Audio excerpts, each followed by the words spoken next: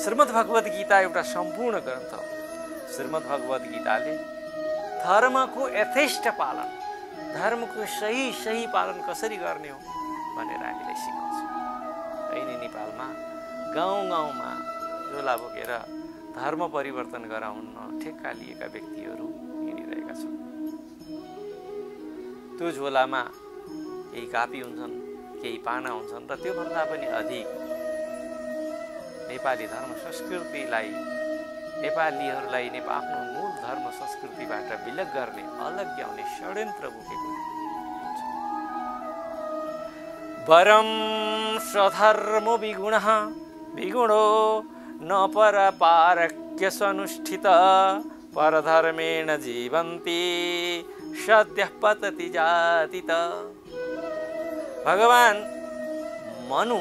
मनुस्मृतिमा आज्ञा हुन्छ कि ठिकै छ, तपाईँ जुन संस्कृतिमा हुर्कनुभयो, जुन समाजमा हुर्कनुभयो, त्यो अमेरिका जस्तो विकसित नहोला, बेलायत जस्तो विकसित नहोला, भारत जस्तो नहोला, अमेरिका जस्तो नहोला, तर ठ्याक्कै नेपाली जस्तो त छ। दोस्रो कुरा, वास्तवमा अहिलेसम्म त तपाईँले अमेरिका कस्तो छ भनेर देख्नु पनि भएको छैन, बेलायत समाज कस्तो छ भनेर पनि देख्नु भएको छैन। भनेदेखि जुन समाजमा तपाईँ हुर्कनु भएको छ, एक्चुअल आइडेन्टिटी त त्यही नै छ। यद्यपि तपाईँको जुन समाज छ त्यसमा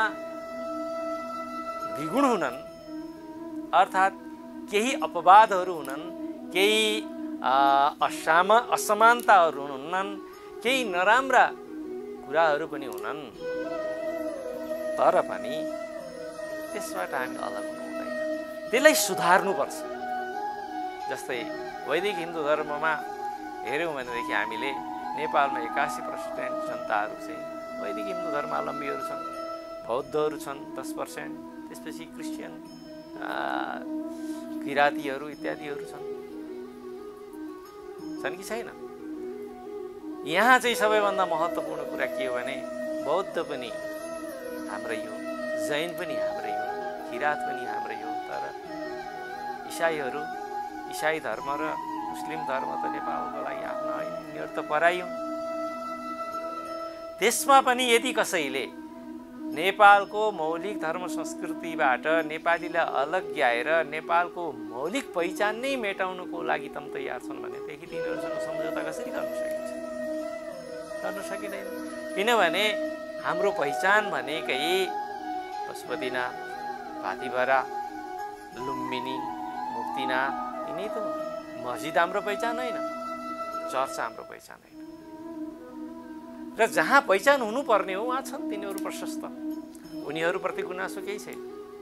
तर जब कसैले नेपालको मौलिक संस्कृतिलाई उल्ट्याउने प्रयत्न गर्दैछ, नष्ट गर्न पर्दैछ भनेदेखि त्यति बेला चाहिँ आफ्नो संस्कृतिमा चाहिँ सुनिश्चित अर्थात् त्यसमा प्रतिष्ठित हुने, त्यसमा निष्ठावान हुने चाहिँ हाम्रो कर्तव्य हो।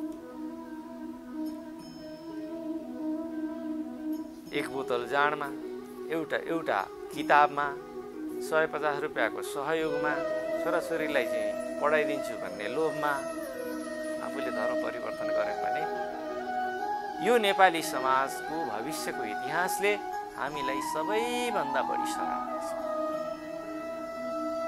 वरम सधर्म विगुण, मलाई थाहा छ हामी निर्धन छौँ, तर वैदिक धर्म संस्कृति सनातन छ।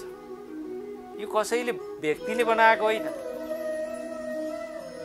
यो कुनै व्यक्ति कुनै पुस्तक विशेषमा आश्रित छैन, यो कुनै जात विशेषको लागि निर्माण गरिएको, इजरायलीको लागि, मोमिनको लागि निर्माण गरिएको धर्मशास्त्र होइन। यो त जीवन पद्धति हो।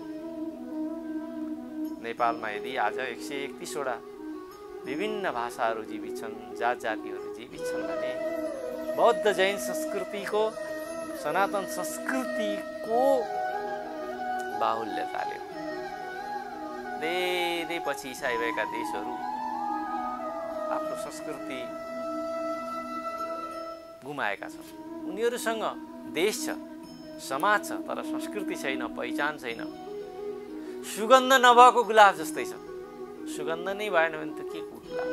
गुलाब जल भनिएको छ, गुलाब जलमा गुलाबको सुगन्ध भएन। इत्र भनिएको छ, इत्रमा इत्रत्व छैन भनेदेखि त्यसको के अर्थ? त्यस्तै हामीले आफूले नेपाली भन्छौँ। यदि नेपालको पशुपतिनाथसँग जोडिएको हाम्रो इमोसन भएन, भावना भएन, सगरमाथासँग हामी जोडिएको ऋषिमुनिहरूसँग जुन प्राप्त भएको हाम्रो पहिचान हो त्यो भएन भने हामी के बाँकी रह्यौँ? केही पनि बाँकी रहेनौँ। त्यही भएर विगुण भए पनि सबैभन्दा मिठो, सबैभन्दा आरामदायी त आफ्नै धर्म संस्कृति हुन्छ। मान्छे आफ्नैमा आफू रमाउँछ। यही नै धर्म संस्कृतिको सौरभ हो। जति कम्फोर्ट हाम्रो आफ्नो समाजमा हुन्छ नि, त्यति कम्फोर्ट अर्को समाजमा हुँदैन। Never possible to be comfort to other society because we are very adequate with our own society where we are grown up. परधर्मेण जीवन्ती, परधर्मले अर्थात् अर्काको धर्मले गर्छ त के भन्दाखेरिमा हामी तुरुन्त पतित हुन्छौँ, खस्छौँ, चिन्ताले भरिन्छौँ। नेपालमा जहिलेदेखि धर्म परिवर्तन आरम्भ भयो, परिवारमा विग्रहहरू सुरु भए। 3500 वर्षदेखि सँगै मिलेर बसेको समाज थियो, जब धर्म परिवर्तनको चपेटामा पर्यो, पत्नीले पतिलाई धर्म परिवर्तन नगरिकन अस्वीकार गर्दिन्, पतिले पतिलाई अस्वीकार गर्ने भए, आमा बाउ शैतानका सन्तान बने, छोराछोरीहरू शैतानका सन्तान बने। हाम्रा मन्दिरहरू, हाम्रा चैत्यहरू, हाम्रा गुम्बाहरू शैतानले उत्पादन गर्ने पाप कर्मका अखडा बने। यो आरोप उनीहरूको। के हामी शैतान भएर आफ्नो चाहन्छौँ संस्कृतिमा? उनीहरूले हामीलाई शैतान संस्कृतिबाट मुक्ति दिने नाउँमा शोषण गरिरहन्छ। त्यही भएर हामी आफ्नो संस्कृतिबाट विलग हुन्छौँ, त्यति बेला हामीसँग केही पनि रहँदैन। न हाम्रो पहिचान रहन्छ, न हाम्रो भाषा रहन्छ, न हाम्रो संस्कृति रहन्छ, न हाम्रो नाम नै रहन्छ। सुगन्ध नभएको गुलाब जस्तै, सुगन्ध नभएको गुलाब जल जस्तै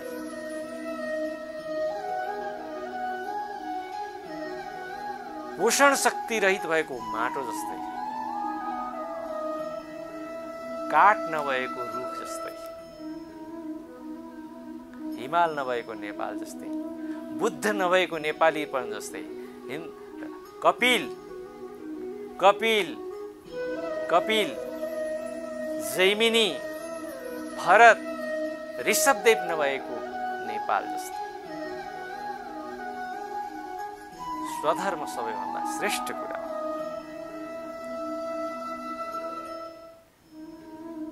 धर्म परिवर्तन कसैलाई ठिकै लाग्ला,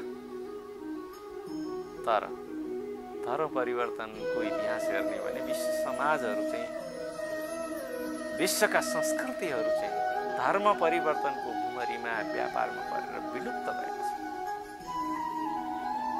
कुनै बेला जरस्थुस्तले बसाएको इरान आज इस्लाम बाहेक केही छैन। साउदी अरेबियाबाट चाहिँ भूतपरस्त भनेर त्यहाँको संस्कृति, प्राचीन संस्कृति नष्ट भएको छ। इजिप्टमा बल्ल बल्ल बाँकी रहेको छ। अमेरिका, अस्ट्रेलियामा बाइबल बोकेकाहरूले त्यहाँको संस्कृतिलाई नष्ट गरे र आज त्यहाँको एबोर्जिन अर्थात् आदिवासी समाज त्यो आफ्नो पहिचानलाई खोजिरहेको छ। त्यो स्थिति नेपालमा नआओस्।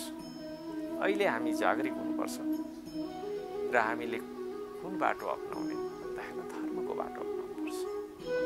धर्मको बाटो के हो भने भन्दाखेरिमा 3500 वर्षदेखि हामीले एक अर्काको समाजलाई सपोर्ट गर्दै आयौँ। त्यही भएर आज 123वटा जात जातिहरू र 131वटा सम्भवतः भाषाहरू जीवित छन्। तर हाम्रो जस्तै मुलुकहरू हाम्रो भन्दा पनि प्रोफाउन्ड हिस्ट्री भएका मुलुकहरूको संस्कृति पूर्णतया नष्ट भएको छ। आज इसाई धर्मको प्रवेशसँगै मेक्सिकोबाट त्यहाँको माया संस्कृति पूर्णतया विलुप्त भएको छ। अमेरिकाको धेरै स्टेटहरूबाट त्यहाँको एबोर्जिन संस्कृति, अमेरिकनहरूको संस्कृति नष्ट भएको छ। अस्ट्रेलियाबाट माओरीहरू बिलाएका छन्, माओरीहरू छन्, अहिले रिभाइभको लागि चाहिँ स्ट्रगल गर्दैछन्। क्यानाडाको त्यही हाल छ। हामी दुर्योधनको बाटोमा होइन, हामी चाहिँ युधिष्ठिरको बाटोमा हिँड्नुपर्छ। भगवान् श्रीकृष्णले अर्जुनकोलाई सारथ्य किन प्रदान गर्नुभयो? किनभने अर्जुन धर्मको बाटोमा थियो। दुर्योधनलाई सेना प्रदान गर्नुभयो किनभने ऊ चाहिँ मर्न नै उसको, अर्थात् युद्ध नै उसको अभिशंसा थियो। श्रीमद् भगवत गीतालाई जसले एकचोटि बुझ्छन्, श्रीमद् भगवत गीता यस्तो अद्भुत ग्रन्थ हो जसले मानवताको सन्देश दिन्छ। यसले इसाई बन्न प्रेरित गर्दैन, मुस्लिम बन्न प्रेरित गर्दैन, मानव बन्न प्रेरित गर्छ, धर्मको बाटो हिँड्न प्रेरित गर्छ। श्रीमद् भगवत गीता केवल हिन्दूको जस्तै भन्ने गरिन्छ नि, हिन्दूको श्रीमद् भगवत गीता, तर श्रीमद् भगवत गीतामा श्रीमद् भगवत गीताले बाइबल र कुरानले जस्तै म चाहिँ मुस्लिमको हुँ, म इजरायली अर्थात् क्रिस्चियनहरूको हुँ भनेर कहीँ पनि भन्दैन। श्रीमद् भगवत गीताले त म मानव मात्रको हुँ भनेर भन्दछ। र दुर्योधनलाई यो पार्थक्यको दृष्टिकोण, उसले युद्धमा आसन्न युद्ध भइसक्यो, अब नष्ट हुनेवाला छ, हामी लड्न तयार छौँ, त्यही पनि उसको जुन भेद बुद्धि हो यहाँ पनि जस्ताको तस्तै छ। आचार्य, हे आचार्य, मेरो पक्षमा चाहिँ भवान् भीष्मस्य कर्णस्य कृपश्च समितिञ्जय अश्वत्थामा विकर्णश्च सोमदत्तिस्तथैव च।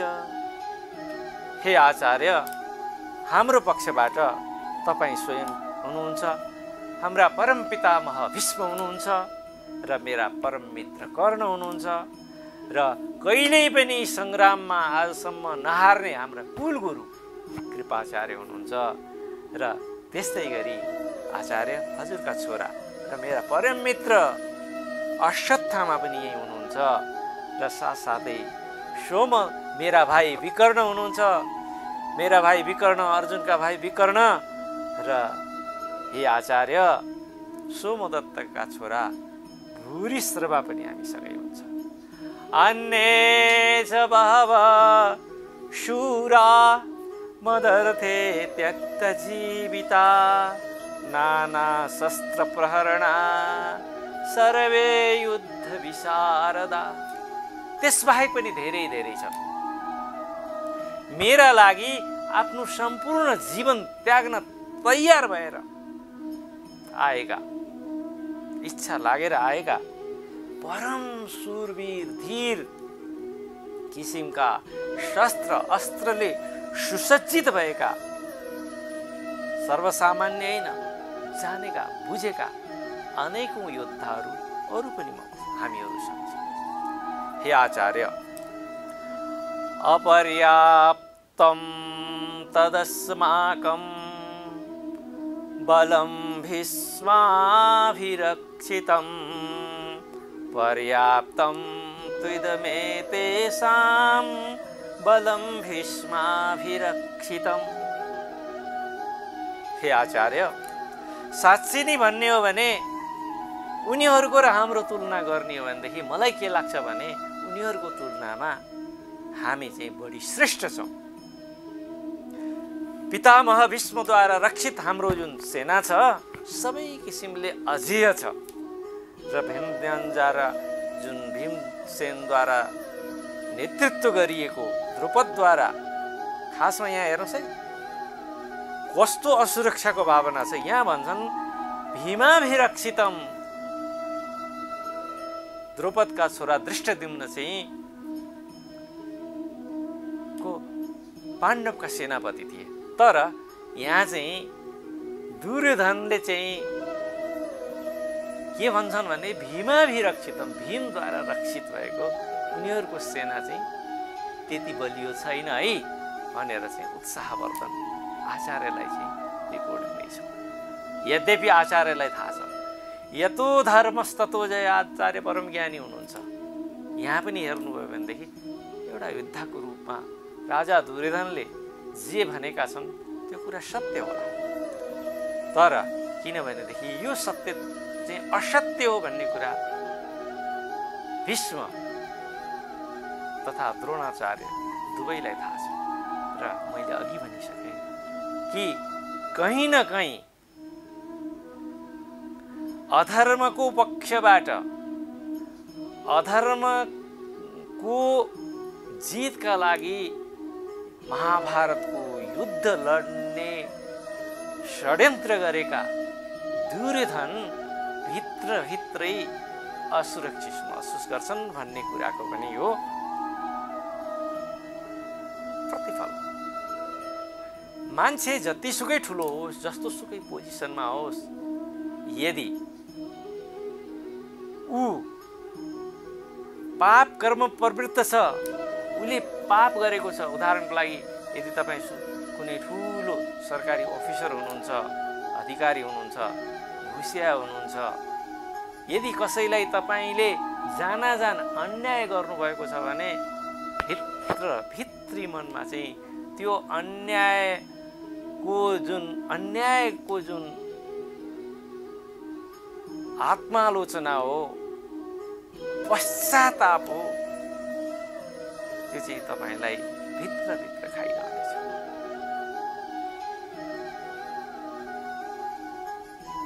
भ्रष्टाचारी, अत्याचारी, अनाचारी, दुराचारी बाहिर देख्नमा प्रोफाउन्ड,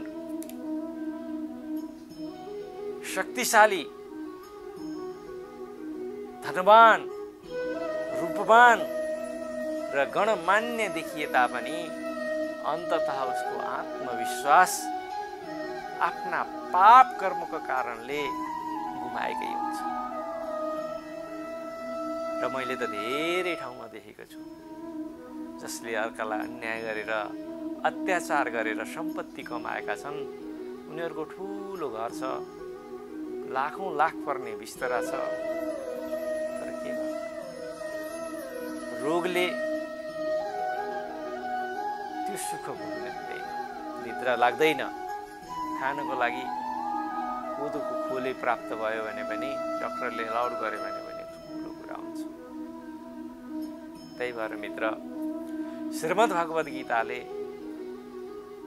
सदाचार, धर्म, क्षमा, दमोस्तेयम, शौचमिन्द्रिय निग्रह, धीर विद्या, सत्यम क्रोधम, दशकम, धर्म लक्षणम, अत्याचार नगर, अन्याय नगर, भ्रष्टाचार नगर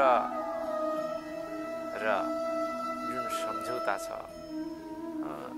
जुन तिम्रो वास्तविक सदाचार छ त्यसलाई प्रकट गर, न्यायपूर्वक धनार्जन गर, त्यसले मनलाई शान्ति दिन्छ।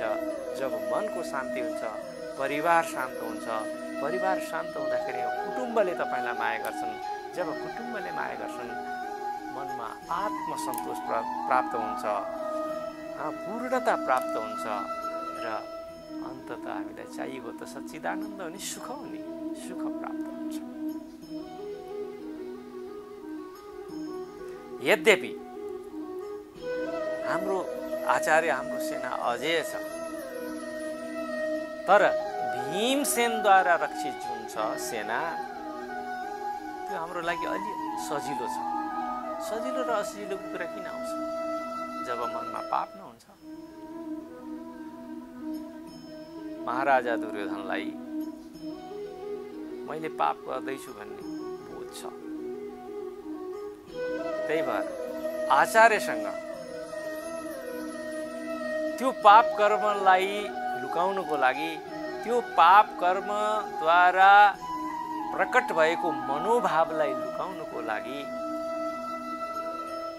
मनोविज्ञानमा एउटा सिद्धान्त हुन्छ, त्यो चाहिँ नेर्सिसिस्ट भन्छन् कि, जो चाहिँ आफूलाई चाहिँ श्रेष्ठ, मेरो मनै श्रेष्ठ, म बाहेक अरू कोही छैन, जहाँ पनि आफ्नो गुणगान मात्रै सुन्न चाहने एउटा मानसिक रोग हुन्छ। सम्भवतः दुर्योधन पुलपुलिएर पालिएको थियो र यिनी दुर्गुणहरू दुर्योधनमा स्वाभाविक रूपले आएको थिए। देवी ऊ राजा थियो, तर एकचोटि जब दुर्गुणहरू हाम्रो जीवनका अङ्ग बन्छन् नि, त्यसलाई छुडाउन, त्यसबाट छुटकारा पाउन बडो गाह्रो हुन्छ। दुर्गुणहरू पनि ठिक्कै लागु पदार्थ जस्ता, पहिला अरूले रक्सी खुवाउँछ, पछि तपाईँ आफै जानुहुन्छ, त्यसपछि अरू आउन सक्छ, आउन थाल्छन्, लागु औषध हुन्छ नि। पहिला तपाईँलाई रमाइलो हुन्छ, तर जब तपाईँ दुर्व्यसनमा भित्र पस्दै जानुहुन्छ, पस्दै गइसकेपछि त्यो लागु औषधले चाहिँ हाम्रो जुन सिस्टम हो, शरीरको सिस्टम, मानसिक सिस्टम, व्यवस्था हो, त्यसमा आक्रमण गर्छ, त्यसलाई चाहिँ अधिग्रहण गर्छ र फलतः हामी पछि अम्बली बन्छौँ।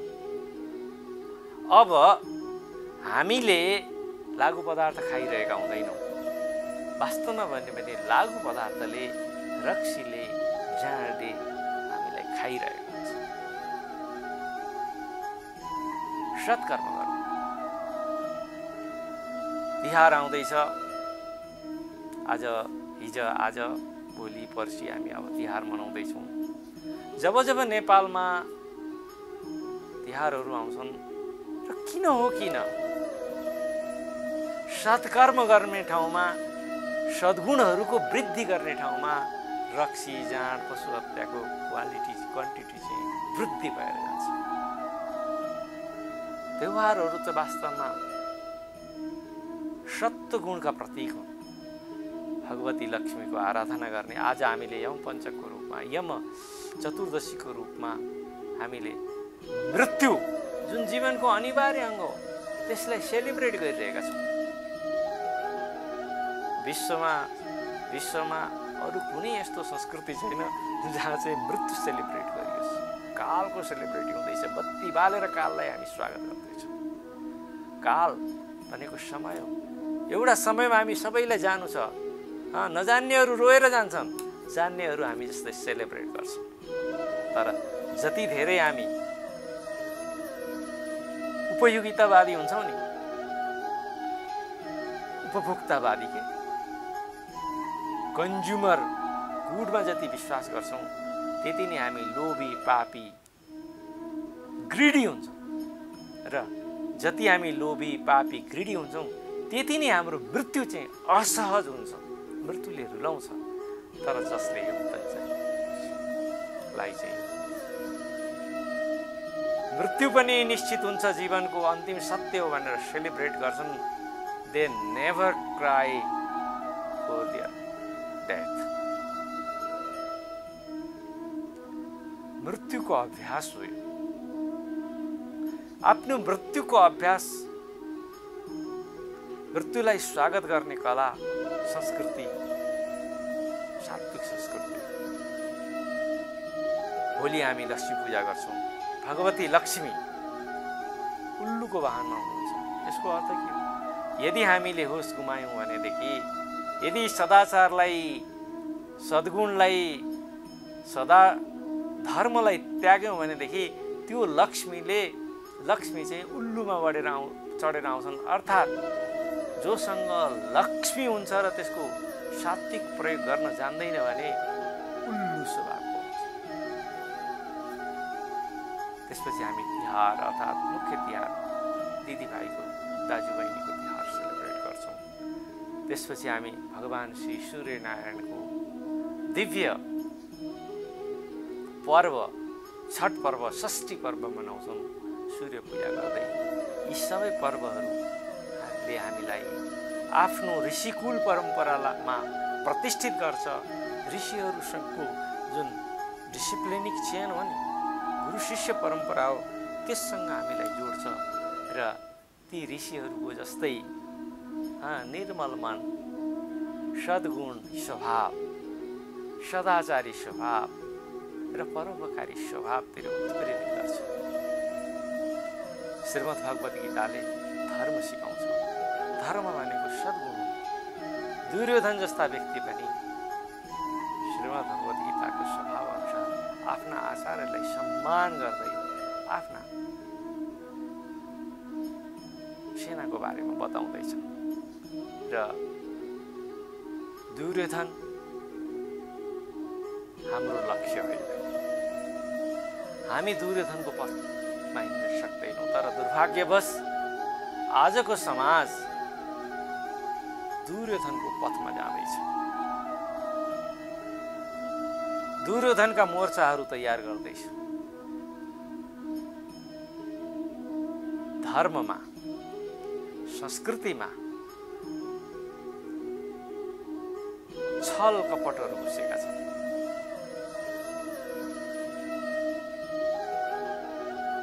छल कपट गर्नु हाम्रो उद्देश्य होइन। हाम्रो उद्देश्य श्रीमद् भगवत गीताको उद्देश्य निष्कपट हुन सिकाउने। श्रीमद् भगवत गीता निर्मलता, निष्कपटता, सदाचार सिकाउँछ। तसर्थ यो संसार रूपी जुन मोर्चा छ त्यो मोर्चामा धर्म र अधर्म दुवै हाम्रा अगाडि छ। जसले धर्मको स्वरूपलाई बुझ्छ, जसले गीताको ज्ञानलाई बुझ्छ, आचार्य गुरु परम्पराहरूकोमा विश्वास गर्छ, ऊ धर्मको मोर्चाको योद्धा बन्छ। जो चाहिँ आचार्य गुरु मातापिताको आदेशलाई अंधविश्वास ठान्छ, ऊ चाहिँ दुर्योधनको मोर्चाको, अधर्मको मोर्चाको सैनिक बन्छ। अधर्मको मोर्चाको सैनिकले अन्ततः नरक अधोगति प्राप्त गर्छ। धर्मको मोर्चाले भगवत प्राप्ति गर्छ। ओम।